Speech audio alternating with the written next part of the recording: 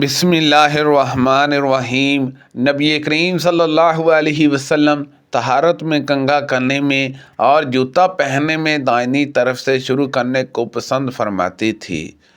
رسول اللہ صلی اللہ علیہ وسلم نے فرمایا، جب تم میں سے کوئی شخص جوتا پہنے تو دائنی طرف سے شروع کرے، اور جب اتارے تو بائیں طرف سے اتارے، تاکہ دائنی جانب پہننے میں اول ہو اور اتارنے میں آخر ہو۔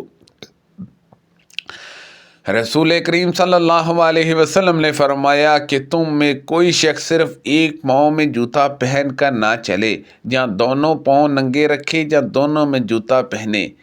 نبی کریم صلی اللہ علیہ وسلم کے چپل میں 2 تسمے تھے۔ میں حجۃ الوداع کے موقع پر خدمت نبوی میں حاضر ہوا تو آپ چمڑے کے ایک سرخ خیمے میں تشریف رکھے ہوئے تھے، اور میں نے حضرت بلال رضی اللہ عنہ کو دیکھا کہ ان حضرت صلی اللہ علیہ وسلم کے وضو کا پانی لیے ہوئے ہیں، اور صحابہ اکرام رضی اللہ عنہما ان حضرت صلی اللہ علیہ وسلم کے وضو کے پانی کو لے آنے میں ایک دوسرے کے آگے بڑھنے کی کوشش کر رہے ہیں۔ اگر کسی کو کچھ پانی مل جاتا ہے تو وہ اسے اپنے بدن پر لگا لیتا ہے، اور جسے کچھ نہیں ملتا وہ اپنے ساتھی کے ہاتھ کی تری ہی کو لگانے کی کوشش کرتا ہے۔ نبی کریم صلی اللہ علیہ وسلم نے انصار کو بلوایا اور انہیں لال چمڑے کے ایک خیمے میں جمع کیا۔ رسول اللہ صلی اللہ علیہ وسلم رات میں چٹائی کا گھیرا بنا لیتے تھے اور ان گھیرے میں نماز پڑھتے تھے، اور اسی چٹائی کو دن میں بچھاتے تھے اور اس پر بیٹھتے تھے۔ پھر لوگ رات کی نماز کے وقت نبی کریم صلی اللہ علیہ وسلم کے پاس جمع ہونے لگے اور ان حضرت صلی اللہ علیہ وسلم کی نماز کی اقتدا کرنے لگے۔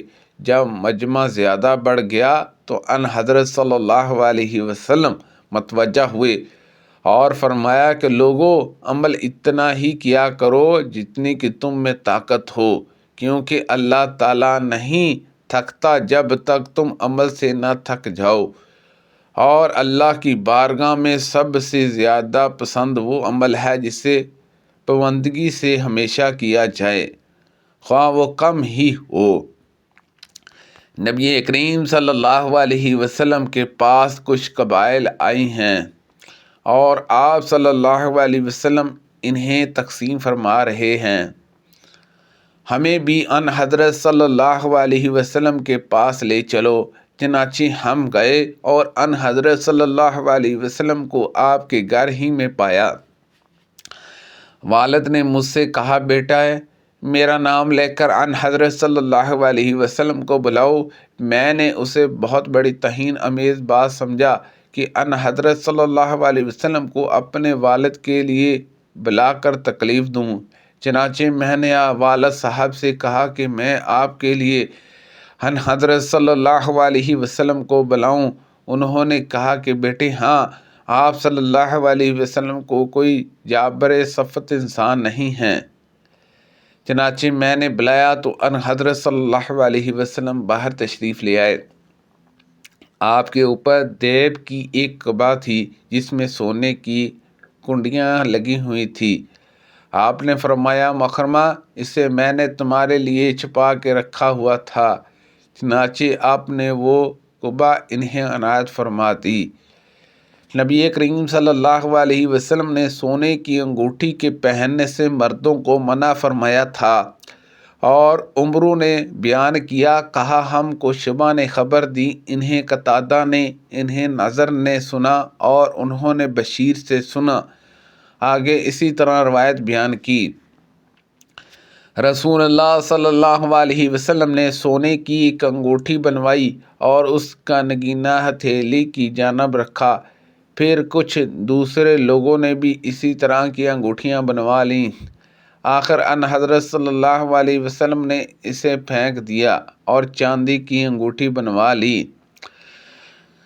رسول اللہ صلی اللہ علیہ وسلم نے سونے یا چاندی کی انگوٹھی بنوائی اور اس کا نگینہ ہتھیلی کی طرف رکھا، اور اس پر محمد رسول اللہ کے لفظ کدوائے۔ پھر دوسرے لوگوں نے بھی اسی طرح کی انگوٹھیاں بنوا لیں۔ جب ان حضرت صلی اللہ علیہ وسلم نے دیکھا کہ کچھ دوسرے لوگوں نے بھی اسی طرح کی انگوٹھیاں بنوا لی ہیں تو آپ نے اسے پھینک دیا اور فرمایا کہ اب میں اسے کبھی نہیں پہنوں گا۔ پھر آپ نے چاندی کی انگوٹھی بنوائی اور دوسرے لوگوں نے بھی چاندی کی انگوٹھیاں بنوا لیں۔ حضرت ابن عمر رضی اللہ عنہما نے بیان کیا کہ ان حضرت صلی اللہ علیہ وسلم کے بعد اس انگوٹھی کو ابو بکر رضی اللہ عنہ نے پہنا، پھر حضرت عمر رضی اللہ عنہ نے اور پھر حضرت عثمان نے پہنا۔ آخر حضرت عثمان رضی اللہ عنہ کے عہد خلافت میں وہ انگوٹھی ریس کے کنویں میں گر گئی۔ رسول کریم صلی اللہ علیہ وسلم حرمت سے پہلے سونے کی انگوٹھی پہنتے تھے، پھر حرمت کا حکم آنے پر آپ نے اسے پھینک دیا اور فرمایا کہ میں اب سے کبھی نہیں پہنوں گا، اور لوگوں نے بھی اپنی انگوٹھیاں پھینک دیں۔ کیا نبی کریم صلی اللہ علیہ وسلم نے انگوٹھی بنوائی تھی؟ انہوں نے بیان کیا کہ ان حضرت صلی اللہ علیہ وسلم نے ایک رات عشاء کی نماز آدھی رات میں پڑھائی، پھر چہرہ مبارک ہماری طرف کیا جیسے اب بھی میں ان حضرت صلی اللہ علیہ وسلم کی انگوٹھی کی چمک دیکھ رہا ہوں۔ فرمایا کہ بہت سے لوگ نماز پڑھ کر سو چکے ہوں گے، لیکن تم اس وقت بھی نماز میں ہو جب تک تم نماز کا انتظار کرتے رہے ہو۔ نبی کریم صلی اللہ علیہ وسلم نے عجم کے کچھ لوگ شبان عجم کے پاس خط لکھنا چاہا تو آپ سے کہا گیا کہ عجم کے لوگ کوئی خط اس وقت تک نہیں قبول کرتے جب تک اس پر مہر نہ لگی ہو۔ چنانچہ ان حضرت صلی اللہ علیہ وسلم نے چاندی کی ایک انگوٹھی بنوائی جس پر یہ کندہ تھا، محمد رسول اللہ صلی اللہ علیہ وسلم۔ گویا اس وقت ان حضرت صلی اللہ علیہ وسلم کی انگلی یا آپ کی ہتھیلی میں اس کی چمک دیکھ رہا ہوں۔ رسول کریم صلی اللہ علیہ وسلم نے چاندی کی انگوٹھی بنوائی، وہ انگوٹھی آپ کے ہاتھ میں وفات تک رہی۔ پھر آپ کے بعد حضرت ابو بکر رضی اللہ عنہ کے ہاتھ میں، اس کے بعد حضرت عمر رضی اللہ عنہ کے ہاتھ میں، اس کے بعد حضرت عثمان رضی اللہ عنہ کے ہاتھ میں رہتی تھی۔ لیکن ان کے زمانے میں وہ عریس کے کنویں میں گر گئی۔ ان کا نقش محمد رسول اللہ صلی اللہ علیہ وسلم تھا۔ حضرت ابو بکر صدیق رضی اللہ عنہ جب خلیفہ ہوئے تو انہوں نے مجھ کو زکوٰۃ کے مسائل لکھوا دیے، اور انگوٹھی مہر کا نقشہ 3 سطروں میں تھا، ایک سطر میں محمد، دوسری سطر میں رسول اور تیسری سطر میں اللہ۔ سبحان اللہ عز و جل۔